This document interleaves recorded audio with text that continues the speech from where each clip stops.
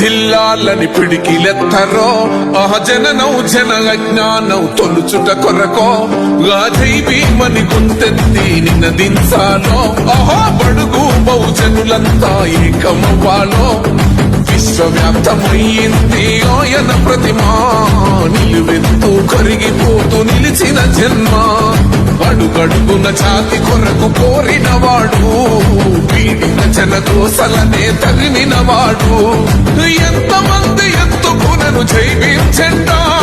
ఎవరో ఒక్కరు దిగితే వాదు ఆ నినాదం. చాలా సంఘం మా పాలకవర్గం ఆధ్వర్యంలో ఎందుకంటే 135 రేసింగ్ నెంబర్గా నేను ఈ జన్మదినం కార్యక్రమం